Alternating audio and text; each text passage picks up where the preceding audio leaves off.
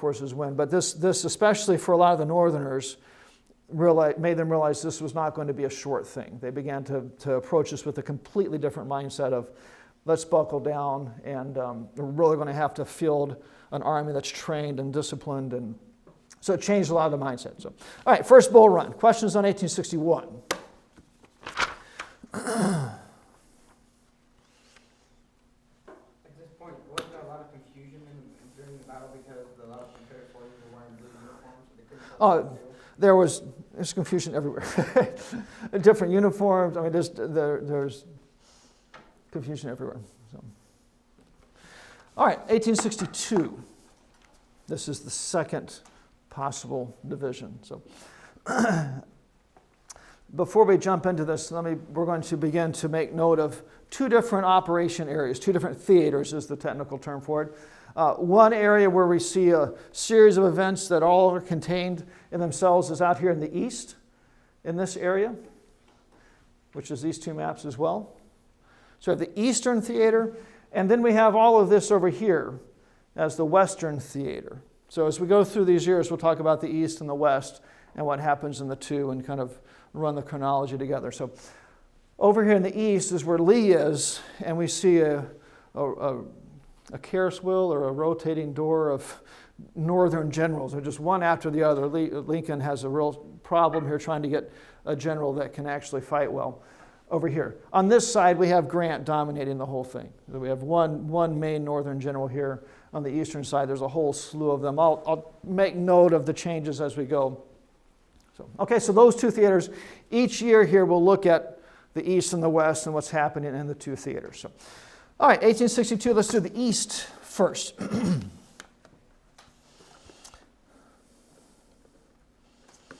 All right, first thing here, Lincoln picks a commander to be in charge of all the Union forces, a man named McClellan.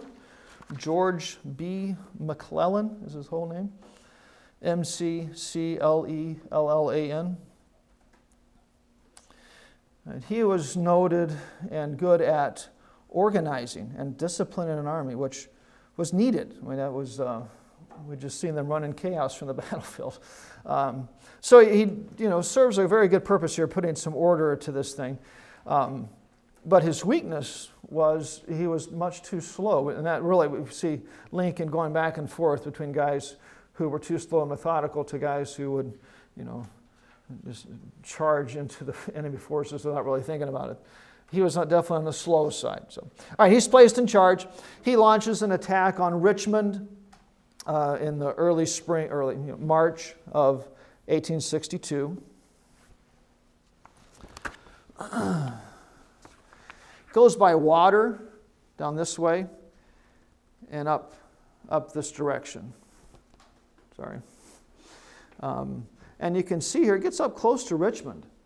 All right, but doesn't quite take it. So March 1862, he begins this, and it's up through the middle of July that he's slowly pressing closer and closer and closer to Richmond.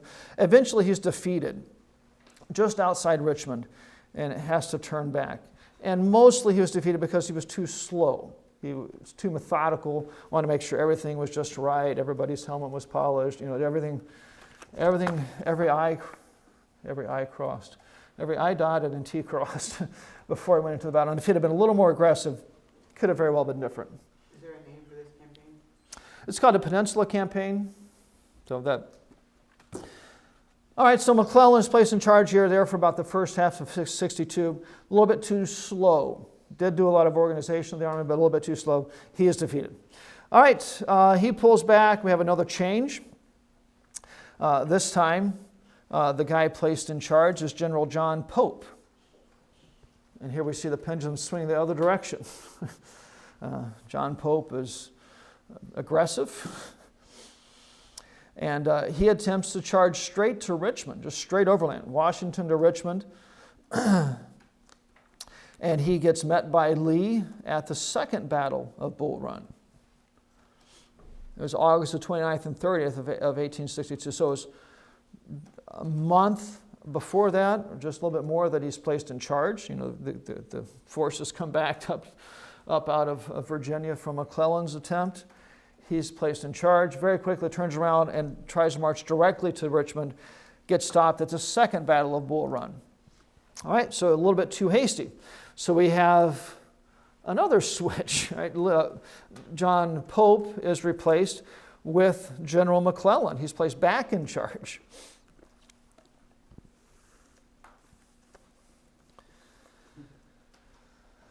Okay, after the victory at the Second Battle of Bull Run, Lee attempts to press the advantage.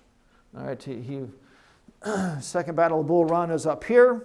He attempts to press into the north, hoping to win another victory while things were going his way. So he presses into the north and runs into the Union forces at Antietam up here.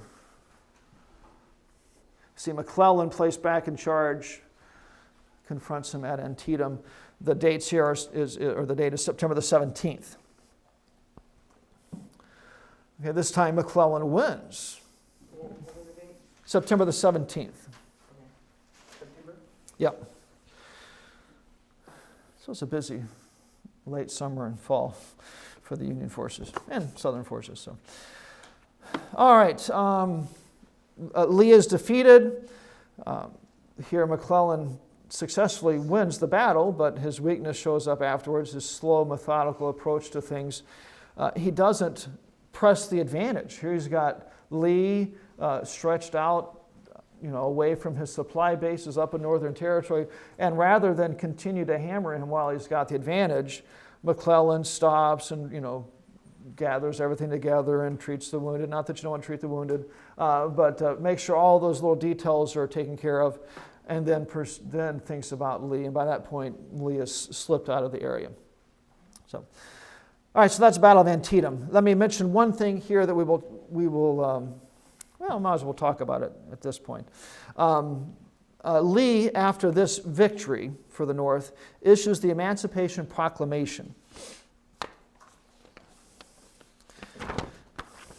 And let's go ahead and discuss that a little bit. So, it was issued at this point, and what it did was, it said starting on January the 1st of 1863, so that, just a few months away, any slaves in areas still in rebellion, any slaves in the southern states that hadn't been conquered or come back to the Union would be freed. It did not free all of the slaves, just the ones in those rebelling areas. There were border states, Maryland, that had slaves. It didn't address them. Okay, it was just the slaves in the states that were in actual rebellion. They were free. Lincoln is criticized for this, very, very unfairly. I've heard it described this way. He left in bondage all the slaves in his control and freed all the ones that weren't in his control. It really didn't free anybody at that point. As the North conquered parts of the South, they did turn the slaves free based upon this thing. But that initial point, Virginia didn't say, oh, man, that pesky emancipation. I guess we have to free our slaves. They didn't do that. That's a very, very unfair criticism. All right, can anybody think what this was aimed at, or maybe explain a little better? Well, the North wasn't really huge on slaves to begin with, so it was mostly just in the South where they had them. That's true. No. Joseph? Sir, the South was looking for a treaty with Britain, and Britain had already freed their slaves. And with this Emancipation Proclamation, it was stating that the war was over slavery. Okay, now there's a kind of two main components here. That's a very major one. Why don't you fix your tie? You and Gregory should get together before class and do this. Okay, one facet of this was to frame this whole war in terms of slavery and the North being against slavery. We're in the middle of England freeing their slaves, and it made it easy for the North to have the moral high ground as other countries look at this. So that is a consideration. And don't just think, oh, that's just a cold calc. No, I mean, this is a war. Lincoln didn't want other countries to start supplying aid to the South. I mean, so that's a legitimate issue. So that is definitely part of it. Gregory? Would it be that the South was relying a lot on their slaves to do the hard work and manual labor, and if the slaves were freed, then the South would have to in turn start doing the work themselves? That is, all of that is true. But really, once they had been conquered, slaves were freed, and there was no longer the issue of them continuing to fight. They'd been conquered. Okay. So, It created a lot of unrest in the South because of the slave period. They were now legally declared free. yeah, we have the two facets. One is this provides the moral high ground with other countries, and the other, it was a war measure. This was aimed at trying to get the South to quit fighting. Right? He tells them, anybody still in rebellion on January the 1st, we're going to free your slaves when we take over. When we conquer you, we're going to free them. All right, it was trying to put pressure on those southern states to quit fighting. And if that wasn't going to happen, then they were going to conquer it and they were going to free the slaves. So it created that social unrest as the slaves began to hear what was happening. So this was a war measure. All right, that's the way to think of it. Don't let people paint this as some evil, conniving Lincoln wanting to claim the moral high ground, but really not free any slaves. No. This was a war measure. He was trying to get the South to quit fighting. All right. Obviously, it didn't work, but that was it. If you want the other side, Jefferson Davis, president of the Confederacy, went the complete other direction. All right. February the 22nd of 1863, 2 months basically after it went into effect, he issued this: all free Negroes within the limits of the Confederacy shall be placed on slave status. So if there was a free black man in the South, they were dragging him into slavery, whether or not he was free. All right. And it says, all Negroes who shall be taken in any of the states in which slavery does not now exist in the progress of arms shall be adjudged to occupy the slave status. All right. So they went the other direction. And they said, any black man that falls under our control, we're going to make him a slave. All right, so anyway, we can see him hardening the position the other way. All right, so that was issued after Antietam, and that's a war measure. Don't think here of Lincoln making some grand statement of moral principle. No, he was trying to get the South to quit fighting. What was the name of that proclamation? Emancipation. No, the Jefferson Davis. Oh, I don't know if I have the name.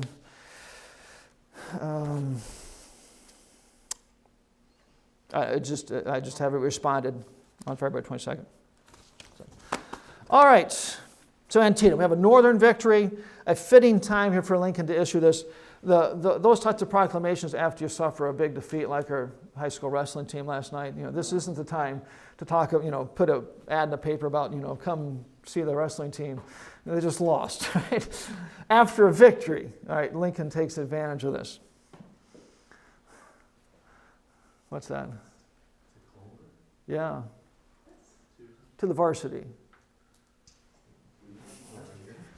I think you guys wrestled the JV as well here last year. I don't know. So Mr. Raymond was talking about how last year we wrestled the second string varsity or something, and they brought the first string. Maybe when they came here. Well, we went there earlier. I don't know. They lost. So this is not the time to advertise about our great wrestling. After the last tournament that we won, that's the time to advertise. So anyway, Lincoln picks this on purpose. He was waiting for a victory to issue this thing. Again, it was a war measure trying to convince the South to stop. All right, we got to keep going. We're not done with 1862. We've had all that back and forth. McClellan methodically charging, if that makes sense, into the South, getting defeated.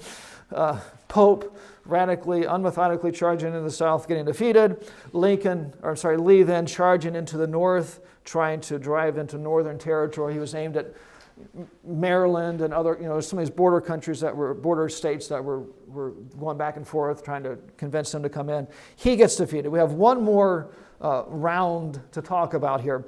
After Antietam, McClellan is replaced with a guy named Burnside.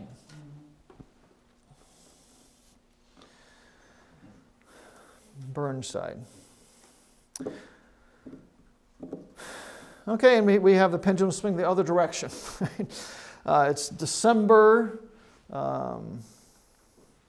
just have December. December of 1862, or he's placed in charge after Antietam, September, early November. He gets control of the army, and he tries to march straight into the South, much like Pope did. He is stopped at Fredericksburg, over here. Pope was stopped at the Second Battle of Bull Run. So he stopped at Fredericksburg so that might have some indication that the Lee wins this battle. All right, so we have there the war in the East going back and forth. Union generals changing, the South winning and driving into the North and being defeated. Really a lot of back and forth in 1862. So let's quickly shift to the West. In the West, we have really a very, very different story. In the West, instead of there being a lot of back and forth, we have a lot of Grant just taking territory and just piece after piece after piece being taken. There's not Southern generals charging up into Indiana trying to get them to join the South. It's just Grant just taking. His ultimate goal here initially is Vicksburg on the Mississippi River. It's another one of those impregnable forts that will never fall. If you ever in the military and your commander gets up and says, "We cannot be defeated," escape, something, you get away, it's going to happen. So anyway, that was his goal, to take Vicksburg. That would sever the use of the Mississippi for the South, and it would split the South. It would split off Texas and the ones west of the Mississippi from the rest of the Union. So that's his goal. He doesn't get there for a little while, but that is his goal. So we see here in the West, Grant, the main commander, slowly, methodically taking piece after piece after piece. So let's make note of a few of these pieces. The first two he takes are Fort Henry and Fort Donelson. Those are within 10 days of each other on the Tennessee River. You can see up here in the northern part, Fort Henry and Fort Donelson. If you want the dates, February 6th, February 16th. It was here that he earns his nickname, U.S. Grant, Unconditional Surrender. Right, one of these forts said, "What are the terms of surrender?" And he responded with, "There aren't any. You're just going to surrender. We're not negotiating." Unconditional surrender is what he demanded from them. So he gets that nickname up here. All right, so it's February of this year. The next battle is Shiloh. You can see to the south of that, Grant here moving further into the south. Here the Southern forces actually surprise him and catch him a little bit off guard. It's a multi-day affair here, but the first day the South looks like they're winning. The second day, Grant comes back and wins this battle. He had his forces split, and the first day was just half his forces. By the second day, he's able to get them all together and confronts the Southern forces here at Shiloh. So a Union victory, April the 6th is that one. Okay. From that point on, Lee is focused on Vicksburg. All right, he's taken Donelson and Shiloh, and he's headed to Vicksburg. It's, what did I say? Oh, well, Lee was thinking about Vicksburg too. Grant was focused on Vicksburg, wanting to take it. It's not until in 1863 he takes it. So here it's April of 62. It's over a year before he takes Vicksburg. So it's not a small thing. It really was a very tough place to attack. But that's where he sets his sights. You said this is 1862. Yeah, right. We will pick up his attack on Vicksburg in 63, but that's from this point through the fall of Vicksburg. That's his whole life. It's taking Vicksburg. Everything aimed at Vicksburg. So there's one other thing to mention here in the West, and it doesn't directly involve him, but we have an attack from the ocean. New Orleans is taken on April the 25th. No, by the North. It was already Southern. The Union Navy sails in there and conquers it. April the 25th. Commodore David Farragut was the guy's name. Yeah. Wouldn't that prove the whole capturing New Orleans? Wouldn't they have achieved the same purpose of taking Vicksburg? Wouldn't they already control Mississippi then by that? It would have, but it still didn't sever the Union, the South, in two pieces. So you're right; they were no longer able to ship stuff out, but they still could carry stuff back and forth on the river. So you're right; it was very damaging already. All right, 1862. What year's next? This is for somebody who's not been paying attention. What's the next year? No, you're not paying attention?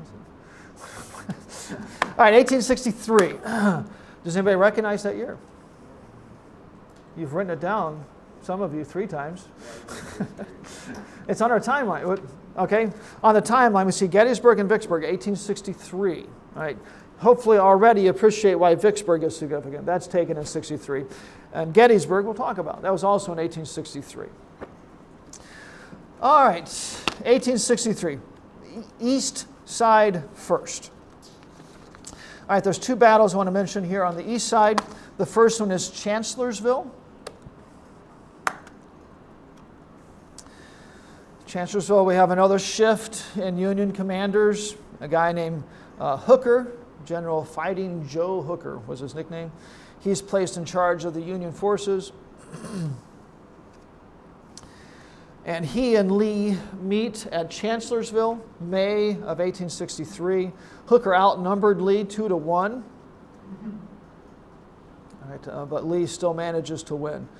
Lee was an extremely talented military commander. We could argue about whether he made a mistake to join the Confederacy, but he was talented. You're saying we could argue?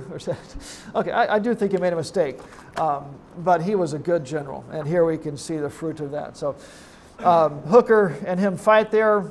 Hooker is defeated. This was, however, an extremely costly victory. All right, there was about 10,000 casualties, which for the South was very, very important. They had a limited supply of bodies to throw at this thing. And even more than important than that, Jackson gets killed. Stonewall Jackson, all right, which had been Lee's right-hand man, and he was the heart and blood of a lot of his operations. He gets killed. Actually got killed, shot by one of his own men. He was out after the battle looking around at what happened, and as he was coming back through some sentries, they thought it was a Union soldier and shot him. It's just a mistake, complete mistake. But anyway, he gets shot, dies a little bit thereafter. All right, so Chancellorsville, a significant victory, but a costly victory. If you want to make one of those books about what would have happened. I think someone wrote this.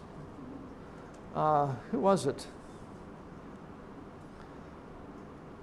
What would have happened if Jackson hadn't been killed? You know, a lot of people say Gettysburg would have been different because Lee would have had more intelligence. But anyway, he gets killed. We don't know what happened. All right, so Chancellorsville was the first battle in the East. The second is Gettysburg. All right, we have another change of Union commander. The guy in charge now is General George Meade, M-E-A-D-E. All right. By this point, and even before this, the Confederacy knew they could not survive a long, drawn-out war. The blockade was cutting off things from getting in. The North dominated the industry so that they could make weaponry. They had 3 or 4 times the population. So literally, if every Union soldier took one Southern soldier with them, there's still hundreds of thousands of Union soldiers left. I mean, it's just, they knew they couldn't survive a long, drawn-out thing. So we have things like Antietam, where Lee is trying to drive into the North, trying to get a stunning victory there that would cause the North to come to terms with this. This is another one of those things. Lee wins at Chancellorsville and intentionally gambles and drives deep into the North. He wanted a major victory in Northern territory, partly to shake up the Northerners, to think about coming to terms, and partly again for international affairs. You know, he wanted to be able, or the Confederacy wanted to be able to go to other countries and say, look, we're going to win. There's some hope here. If we just get a little help, we can do it. So he was intentionally making a little bit of a gamble here to get this major victory in the North. So obviously we know it did not work out that way, but that was his hope. Wasn't he also trying to secure the supplies where Gettysburg, his shoes and things like that? Oh, I mean, they were running out of everything by this point. Yeah. So, yeah. There, that thing with the shoes at Gettysburg, recent historians have studied it, and that's not why they went to Gettysburg. Because there were no shoes at Gettysburg.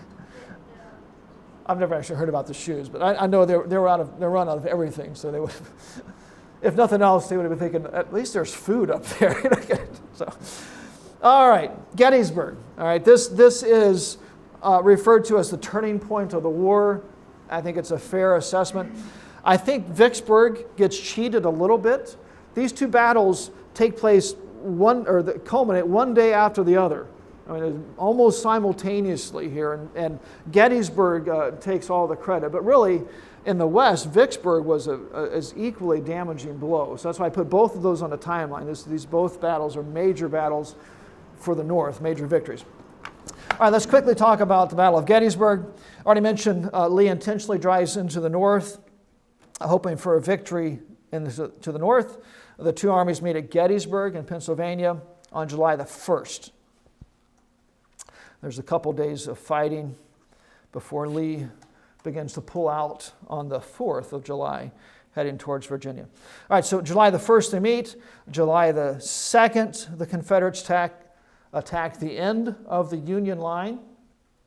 All right, the Union forces were on the hills, and they attacked one end of it, trying to take that point and then push the Union off from that point. That fails. There's some really good stories that take place there. The guy in charge was a man named Chamberlain, who he taught rhetoric at a college. And talk about a little out of your element, right? But anyway, he's placed in charge there.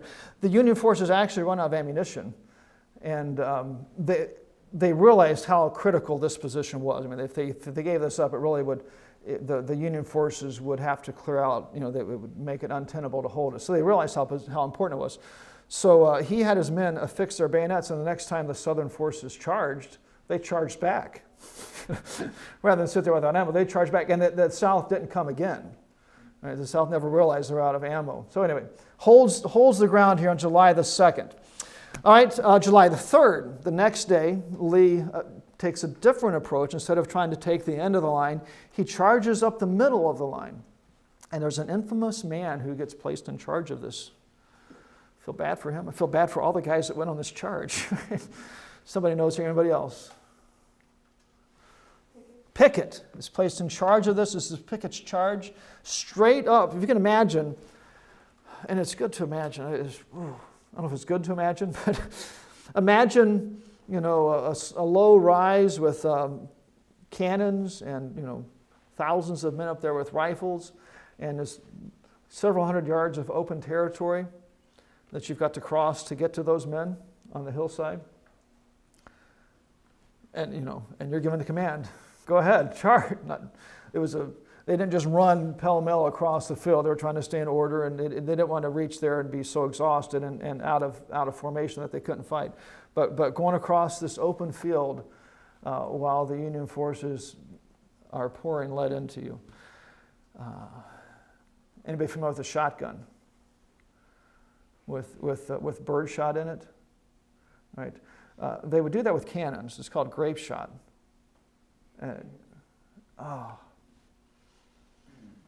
If you can it would have been just holes blown into the Southern lines here when they fired, and just holes, literally, men just blown away. It would have been ugly. They would put pieces of chain, just whatever pieces of metal, they just shove them into the cannon and blast that into the oncoming forces. It wasn't always just a gigantic piece of metal. I mean, this is just all kinds of all kinds of pieces of metal and just spread out like a shotgun. So you're marching into that, okay? And these guys, they actually tried it. I mean, it was a gamble. And you can look at Lee and say, oh, what a stupid move. If he had won, we'd say, oh, wow, what a great general. We might be talking about the Southern Confederacy of the United States instead of the United or something, but he was a good general. This fails. Obviously, it fails. But anyway, attempts this push straight up the middle, and it is defeated miserably. About 15,000 guys get killed in this thing. It never even gets close. Right? There's not this point where the Southern forces get up to the Union line and there's this heated battle. It's never a question. completely defeated. So, all right, that was July the 3rd. So we have the 2nd, the attack on the end of the line. July the 3rd, straight up the middle. July the 4th, Lee begins to limp back into the South. Here again, we have a Union commander making a mistake. All right, think about where Lee is, way up into the north. He's just suffered major casualties, and the Union commander lets him get away. Right? And Lincoln was furious. He said this: "We had them within our grasp. We only had to reach out our hands, and they were ours." I mean, they were in that bad a position. And Meade here isn't aggressive enough to go after him. So, all right, that was Gettysburg. Questions on that? Yep. What do you think would have happened if Lee would have followed Longstreet's advice? We'll talk about that later. We've got to finish the whole war. All right. The last battle for 63, Vicksburg. This is the other theater, the western side. And this is a long, drawn-out story that we'll put in just a few points. Gettysburg was 2 days of battle that we stretched out into 10 minutes. This is several months of battle that we'll stretch and condense into just a couple. So, all right, we mentioned it in 1862 after Shiloh that Grant begins to focus on Vicksburg. All right, everything was Vicksburg. He begins to try to maneuver his army to get in position. And by the spring of 63, he was in position around Vicksburg and had driven the defenders back into the fort, which still was significant.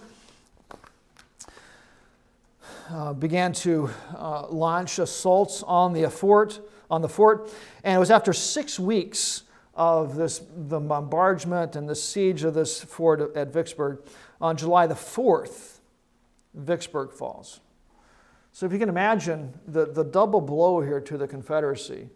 On July the 3rd, we have Pickett's charge up the middle, and then the next day, Vicksburg falls. And this was a devastating point. So anyway, Gettysburg is always referenced as the turning point, which is fair, but I think it's also fair maybe to say that this 2-day period is the turning point, because we have in both theaters major defeats for the Confederacy. So, all right, to give you a little idea of to appreciate Grant taking Vicksburg, we just said he just kind of marches in and takes it. This was a major fortification right on the river, and part of the preparations was Grant had to send some boats down the river to get below the fort, to come up from that direction. So you got to think here of boats carrying munitions, gunpowder, and all kinds of explosives, past the fort that's going to be blazing away with all of their cannons, trying to blow these boats up.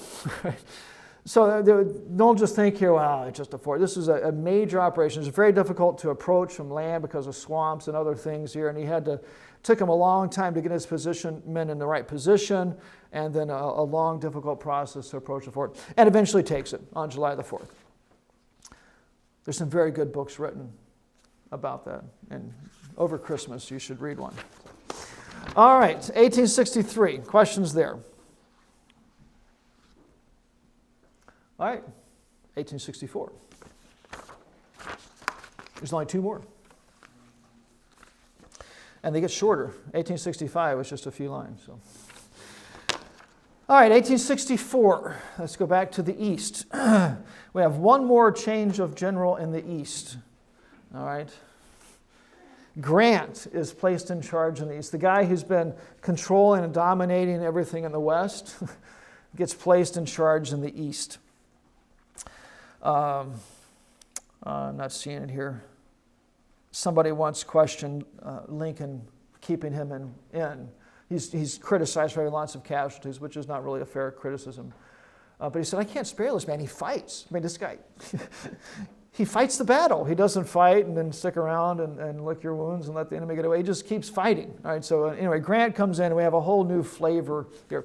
If you want a piece of technicality here, really, Grant is placed in charge of all of the Union forces, both the Western and the Eastern forces.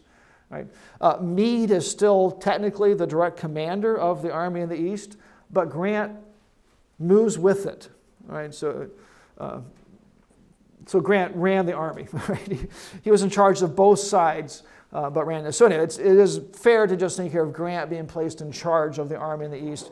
It was really much more than that. He's placed in charge of the entire operation.